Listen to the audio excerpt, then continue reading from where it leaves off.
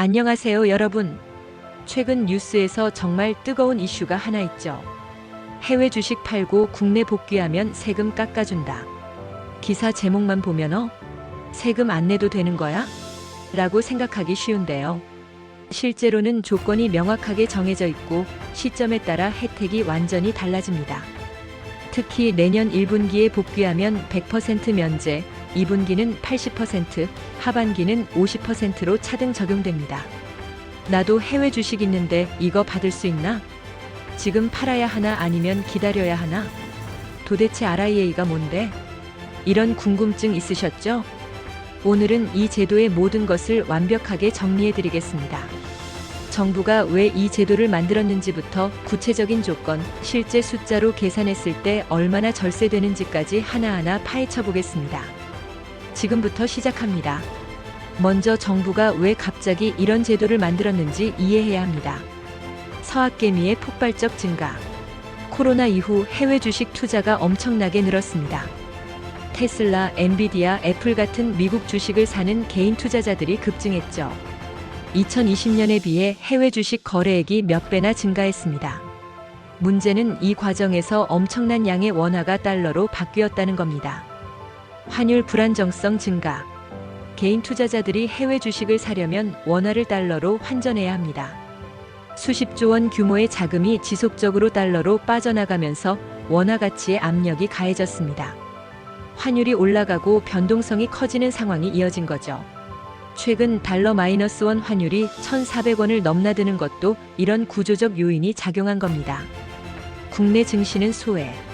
역설적으로 국내 증시는 나쁘지 않은 흐름을 보였습니다. 특히 반도체, 2차 전지 같은 섹터는 글로벌 경쟁력도 있었죠. 하지만 개인 자금은 계속 해외에 머물러 있었습니다. 국내보다 해외가 더 좋아 보여라는 심리가 강했던 거죠. 정부의 이중 목표. 정부는 이번 제도로 두 가지를 노리고 있습니다. 첫째, 해외로 나간 개인 자금을 국내로 유도해서 국내 증시를 활성화시키겠다. 둘째, 달러 수요를 줄여서 환율과 외환 시장을 안정시키겠다. 일종의 당근책인 셈입니다. 돌아오면 세금 깎아줄게라고 제안하는 거죠. 이 정책은 기획재정부가 주도해서 발표했습니다. 새로운 제도를 이해하려면 기존 구조부터 알아야 합니다. 국내 주식과 해외 주식의 차이. 먼저 국내 주식과 해외 주식은 세금 구조가 완전히 다릅니다.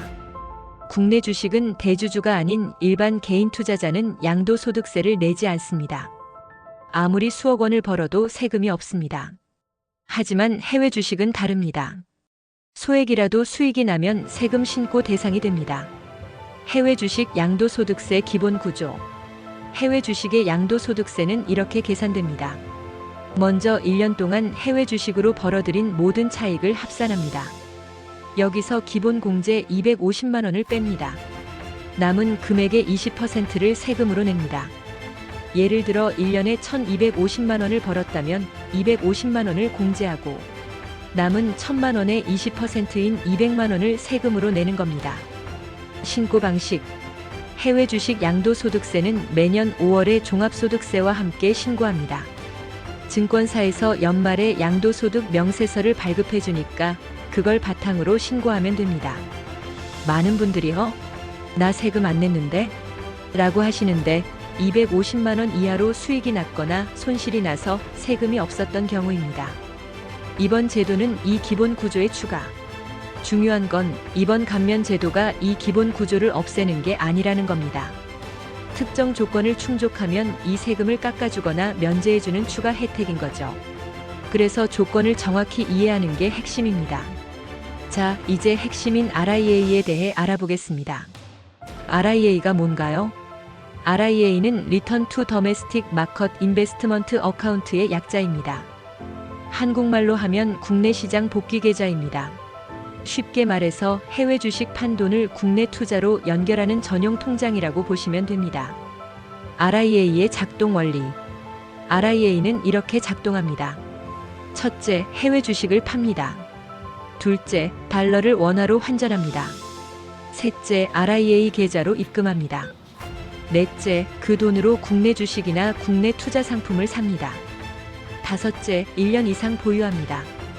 이 모든 조건을 충족하면 해외 주식 매도할 때 발생한 양도소득세를 감면받을 수 있습니다. 핵심 조건 5가지. 조건을 하나씩 정리해 보겠습니다. 조건 1. 대상자. 개인 투자자만 가능합니다. 법인은 해당 없습니다. 조건 2. 해외 주식 매도. 보유하고 있던 해외 주식을 실제로 팔아야 합니다. 조건 3. 원화 환전. 달러를 원화로 환전해야 합니다. 달러로 들고 있으면 안 됩니다. 조건 4. 국내 투자. 환전한 돈을 국내 주식 등 국내 투자 상품에 투자해야 합니다. 조건 5. 1년 보유. 투자한 국내 자산을 최소 1년 이상 보유해야 합니다. 국내 투자 범위는? 국내 투자에는 뭐가 포함될까요? 국내 주식이 대표적이고 국내 채권, 국내 펀드 등도 포함될 것으로 보입니다. 구체적인 상품 범위는 내년 1월 시행령에서 확정될 예정입니다. 중간에 팔면 어떻게 되나? 1년 안에 급하게 돈이 필요해서 팔면 어떻게 되나요? 이 경우 감면 혜택이 취소되고 원래 내야 했던 세금을 다시 내야 합니다. 가산세까지 붙을 수 있으니 주의해야 합니다. 일부만 복귀해도 되나? 해외 주식을 전부 다 팔 필요는 없습니다. 일부만 팔아서 국내로 가져와도 그 부분에 대해서는 혜택을 받을 수 있습니다. 예를 들어 해외 주식이 1억 원어치 있는데 5천만 원어치만 팔아서 국내로 가져와도 그 5천만 원에서 발생한 양도소득세는 감면받을 수 있는 겁니다. 이제 가장 중요한 부분입니다. 언제 복귀하느냐에 따라 혜택이 완전히 달라집니다. 시점별 감면율. 정부는 빨리 복귀할수록 더 큰 혜택을 주는 구조로 설계했습니다. 내년 1분기 1월 3월 복귀 100% 전액 면제. 해외 주식 양도소득세를 한 푼도 안 내도 됩니다. 내년 2분기 4월 6월 복귀 80% 감면. 원래 낼 세금의 20%만 내면 됩니다. 내년 하반기 7월 12월 복귀 50% 감면. 원래 낼 세금의 절반만 내면 됩니다. 실전 계산 예시 1. 기본 케이스. 구체적인 숫자로 계산해 보겠습니다. 미국 주식을 1,750만 원에 샀는데 5천만 원에 팔았다고 가정하겠습니다. 차익은 3,250만 원입니다. 여기서 기본 공제 250만 원을 빼면 과세 대상은 3천만 원입니다. 기존 방식 RIA 없이 3천만 원 20% 600만 원 납부. 내년 1분기 RIA 이용. 600만 원 0% 영원 납부. 600만 원 절세. 내년 2분기 RIA 이용. 600만 원 20% 120만 원 납부. 480만 원 절세. 내년 하반기 RIA 이용. 600만 원 50% 300만 원 납부. 300만 원 절세. 같은 투자 수익이라도 언제 복귀하느냐에 따라 세금이 0원부터 600만 원까지 달라지는 겁니다. 실전 계산 예시 2. 고액 케이스. 더 큰 금액으로도 계산해 볼까요? 해외 주식으로 1억 원의 수익을 냈다고 가정하겠습니다. 기본 공제 250만 원을 빼면 과세 대상은 9,750만 원입니다. 기존 방식 9,750만 원 20% 1,950만 원 납부. 내년 1분기 RIA 이용. 영원 납부. 1,950만 원 절세. 내년 2분기 RIA 이용. 1,950만 원 20% 390만 원 납부. 1,560만 원 절세. 내년 하반기 RIA 이용. 1,950만 원 50% 975만 원 납부. 975만 원 절세. 수익이 클수록 절세 효과도 훨씬 커집니다. 1분기와 하반기의 차이만 해도 거의 1,000만 원에 달합니다. 전략적 타이밍. 이 구조를 보면 전략이 보입니다. 만약 어차피 해외 주식을 정리할 계획이 있었다면 내년 1분기에 하는 게 가장 유리합니다. 하지만 해외 주식이 계속 상승할 것 같다면 고민이 됩니다. 세금 절감액과 추가 수익 가능성을 저울질해야 하는 거죠. 시행 시점. 이 제도는 내년 1월 1일부터 적용됩니다. RIA 계좌는 내년 1월 중에 증권사에서 출시될 예정입니다. 기존에 보유하고 있던 해외 주식도 대상이 됩니다. 내년 1월 이후에 조건에 맞게 매도하고 국내로 복귀하면 혜택을 받을 수 있습니다. 한시적 제도라는 점. 중요한 건 이게 영구적인 제도가 아니라는 겁니다. 내년 한 해 동안만 적용되는 한시적 조치입니다. 그래서 혜택을 받고 싶다면 내년 안에 결정해야 합니다. 주의사항 1. 1년 보유 의무. 가장 조심해야 할 게 1년 보유 의무입니다. RIA로 국내 주식을 샀는데 6개월 만에 팔면 혜택이 취소됩니다. 국내 주식이 급등해서 차익 실현하고 싶어도 참아야 합니다.